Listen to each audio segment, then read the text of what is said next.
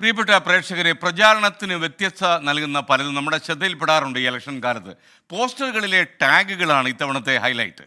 തിരുവനന്തപുരം മണ്ഡലത്തിൽ അത്തരം ഒരു ടാഗ് വാക്പൂരിനൊപ്പം നടക്കുന്നുണ്ട്. മാവേലിക്കു ശേഷം നീയുള്ളോരോ മാളോരെയും തോന്നിപ്പിച്ചാൽ നീയേ നേതാവ്.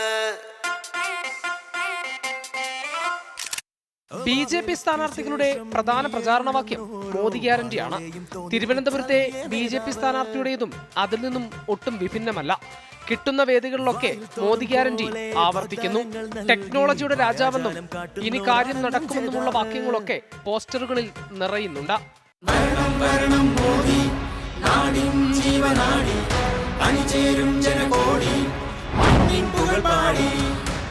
നമ്മൾക്ക് കൊണ്ടുപോകാൻ പോകുന്നത് ഈ 10 കൊല്ലത്തിൻ്റെ ട്രാക്ക് റോഡ് കാണിച്ചിട്ട് 3rd ലാർജസ്റ്റ് ഇക്കോണമി ആക്കാൻ പ്രൈം മിനിസ്റ്റർ മോദിജീൻ്റെ ഒരു സങ്കല്പമുണ്ട്. ഇന്ത്യനെ ഒരു വികസിത ഭാരതമാക്കാൻ ഒരു സങ്കല്പമുണ്ട്. അപ്പോൾ ഇവിടുത്തെ ഒരു റെപ്രസെൻറ്റേറ്റീവായി എനിക്കൊരു തിരുവനന്തപുരത്തും ഒരു വികസനമുള്ള ഒരു അനന്തപുരി ആക്കണമെന്ന് എനിക്കൊരു ആഗ്രഹമുണ്ട്. അതാണ് എനിക്ക് തോന്നുന്നത് ഈ ഇലക്ഷൻ്റെ കോർ ഇഷ്യൂ. മോദി ഗ്യാരണ്ടി, പാൾ ഗ്യാരണ്ടി എന്നാണ് UDF ക്യാമ്പയിന്റെ മറുപടി ടാഗ്. പോലെ ഒരു മണിക്കൂർ പ്രസംഗത്തിനിടയ്ക്ക് ഇത് മോഡിയുടെ കാര്യം, ഇത് മോഡിയുടെ കാര്യം, എത്ര ഗ്യാരണ്ടി കൊടുത്തു? കഴിഞ്ഞ തെരഞ്ഞെടുപ്പുകളിൽ കൊടുത്ത ഗ്യാരണ്ടി നമ്മളാരും മറന്നിട്ടില്ലല്ലോ. തുടരട്ടെ തരൂർ എന്നുള്ളതാണ് UDFന്റെ പ്രചാരണ വാക്യം.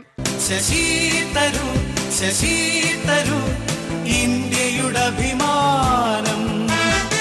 വർക്കിംഗ് ക്ലാസ് ഹീറോ എന്ന ജനകീയ മുഖമാണ് പന്ന്യൻ രവീന്ദ്രന് വേണ്ടി ഇടതു ക്യാമ്പയിൻ ഒരുക്കിയിരിക്കുന്നത്.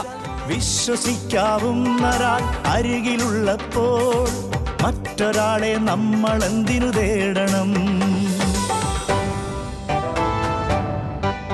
എത്ര വാഗ്ദാനങ്ങളാ, സുന്ദരമായ വാഗ്ദാനങ്ങൾ.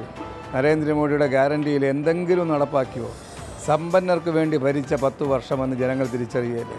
ഇതെല്ലാം ജനങ്ങൾക്ക് നന്നായിട്ട് അറിയാം. അതുകൊണ്ട് ഗ്യാരണ്ടി എന്ന് പറയുന്നത് തട്ടിപ്പാണ്. പന്ന്യനെ ജനങ്ങൾക്ക് അറിയുന്നതാണ്. കേരളത്തിൽ ഏറ്റവും കൂടുതൽ സ്നേഹിക്കുന്ന രാഷ്ട്രീയ നേതാവ് ആരെന്ന് ചോദിച്ചാൽ അത് പന്ന്യനായിരിക്കും. മണ്ഡലങ്ങളിൽ പ്രചാരണം ചൂടുപിടിക്കുകയാണ്. പുതിയ കാലത്തിനൊപ്പം സ്ഥാനാർത്ഥി പ്രചാരണവും അപ്ഡേറ്റ് ആണ്. ഹരികൃഷ്ണൻ, 24, തിരുവനന്തപുരം.